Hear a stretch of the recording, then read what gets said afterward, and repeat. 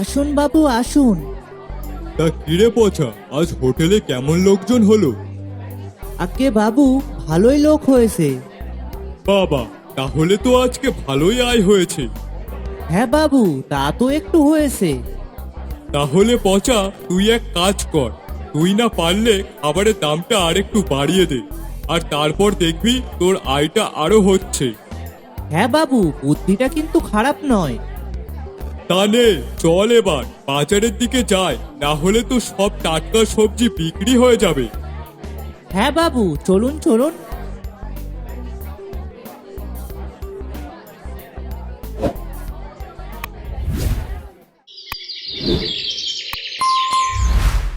ওমা, মা, আমাকে একদিন হোটেলে নিয়ে যাবা মা? হোটেলে? হ্যাঁ মা। তা হঠাৎ হোটেলের কথা মাথায় কোথা দিয়ে আসলো? আসলে মা, বনি কালকে ওর মা বাবার সঙ্গে একটা সুন্দর বড় হোটেলে খেতে গেছিল। সেখানে কত কত লোক, কত বড় জায়গা, আর জানো মা, কত ভালো ভালো খাবার খেয়েছে, যার নাম মনে হয় আমি জীবনে শুনিনি। দেখ বাবা, ওরা অনেক বড় লোক, ওদের সঙ্গে কি আমাদের তুলনা করলে চলে? আর তাছাড়াও ওর বাবা আছে ওখানে যেখানে সেখানে নিয়ে যাওয়ার জন্য, কিন্তু তোর তো সেটাও নেই, তাই শুধু শুধু বায়না করবি না। আমার বাবা নেই তো কি হয়েছে, আমার কাছে তো তুমি আছো, আমার মা আছো মা, তুমিই তো আমার সব। আচ্ছা বেশ, আমার কাছে এখন কোনো টাকা নেই, আমি এই মাসের মাইনেটা আগে পাই, তারপর না হয় তোকে নিয়ে হোটেলে যাব, কেমন? আচ্ছা বেশ।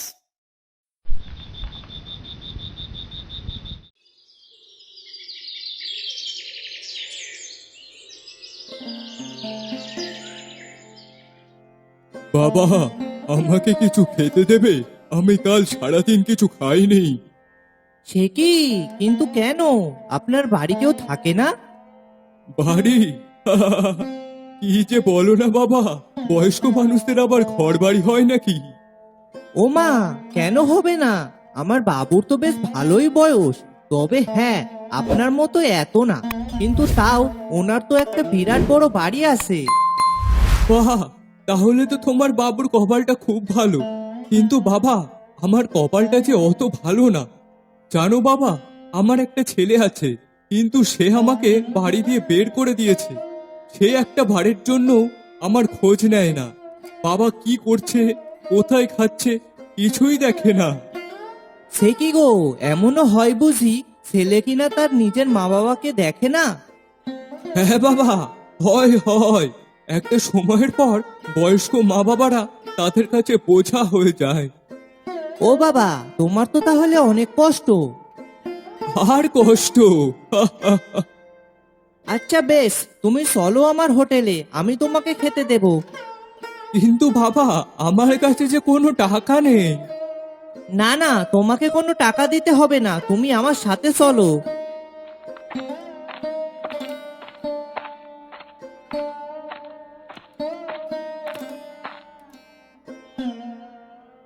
ভগবান তোমার মঙ্গল করুক বাবা। আমি কাল থেকে খাওয়ার জন্য অনেক হোটেলে গেছি, কিন্তু জানো বাবা, আমাকে কেউ খেতে দেয়নি। সবাই বলেছে খেতে গেলে টাকা লাগবে, বলেছে টাকা না হলে খেতে দেবে না। এখন বলো বাবা, আমি টাকা কোথায় পাবো? কেউ আমার কথা একটুও ভাবে না। কেউ যদি আমার মতো গরিব অসহায় মানুষদের কথা ভেবে একটা কম পয়সার সস্তার হোটেল খোলে, তাহলে কতই না ভালো হয়। হ্যাঁ কাকা, তুমি ঠিকই বলেছো। আচ্ছা বাবা, এখন তাহলে আসি। কিন্তু কাকা, তুমি এখন কোথায় বা যাবে?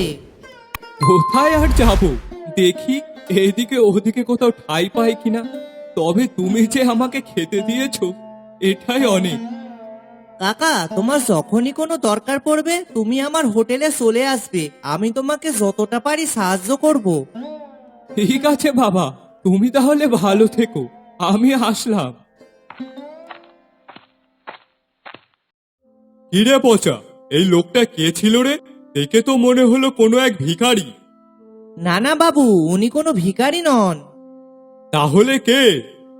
আর বলবেন না বাবু।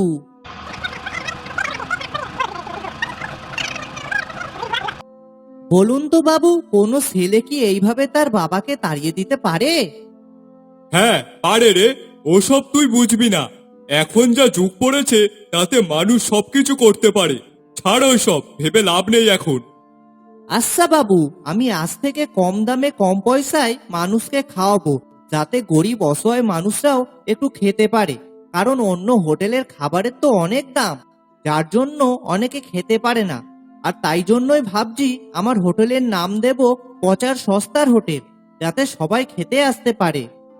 বা পচা, তোর এই যে মানুষের প্রতি দরদ ভালোবাসা, তুই এই যে মানুষের কথা ভাবিস, এই জন্যই আমি তোকে খুব ভালোবাসি।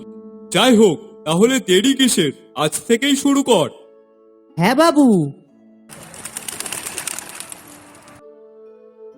আর বলিস না, গিন্নির শরীরটা খুব একটা ভালো নেই।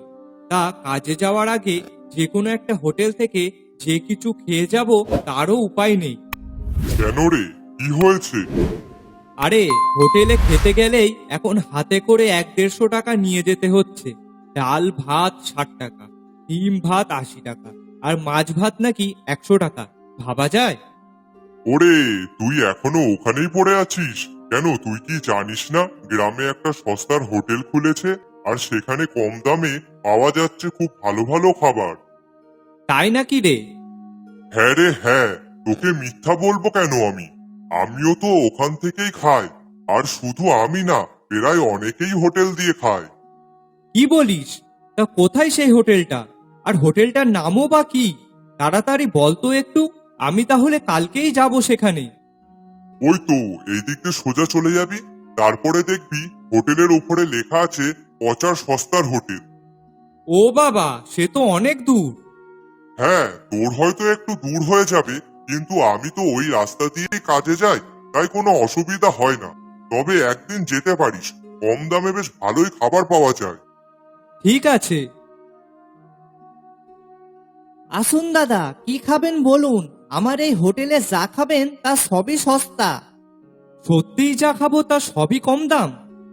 হ্যাঁ গো হ্যাঁ, অন্যান্য হোটেলে ডাল ভাত 60 টাকা, আর আমার হোটেলে 40 টাকা ডিম ভাত মাত্র 50 টাকা, আর মাছ ভাত 70 টাকা। আর মাংস ভাত? মাংস ভাত 80 টাকা। তা বলুন কি খাবেন? ও বাবা, এ তো সত্যিই কম দাম। হ্যাঁ। তাহলে আমাকে মাংস ভাতই দিন। আচ্ছা বেশ।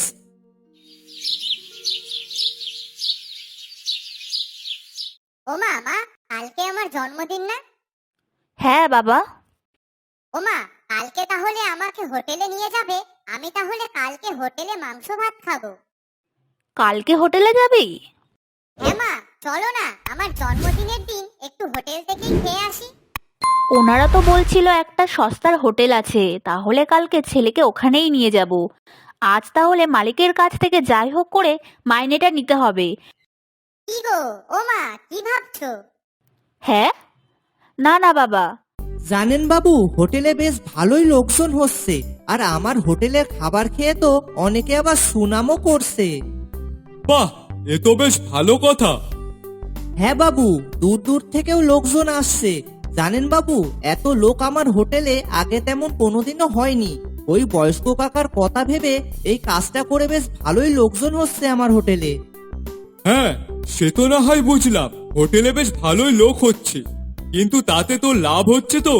দেখিস, সস্তার হোটেল খুলতে গিয়ে আবার নিজের লোকসান বসাস না। না না বাবু, তার হবে না। বেশ, না হলেই তো ভালো। কি মজা কি মজা, আমিও তাহলে হোটেলে খেতে যাচ্ছি। ওমা, আমি কিন্তু মাংস ভাত খাবো। আচ্ছা ঠিক আছে বাবা, বলছি তো খাওয়াবো, তাহলে আর কতবার বলতে হয়? জানো মা, আমার না আজ খুব মজা হচ্ছে। বনিকে ওর বাবা নিয়ে যায়, আর আমাকে তুমি নিয়ে যাচ্ছ। তাহলে তুমিও আমার বাবা, আর তুমিও আমার মা। হ্যাঁ সোনা, আমিই তোর সব। নে চল এবার হোটেলে যাই, না হলে তো দেরি হয়ে যাবে। হ্যাঁ মা, চলো।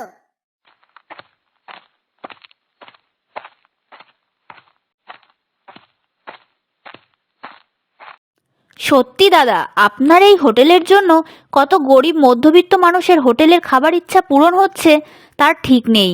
সবার কি আর সামর্থ্য থাকে নামি দামি হোটেলে খাওয়ার? কিন্তু আপনার জন্য কত লোকে হোটেলে খেতে পাচ্ছে। সত্যি আমাদের মতো মানুষের কাছে এই সস্তার হোটেল অনেক দামি হোটেল।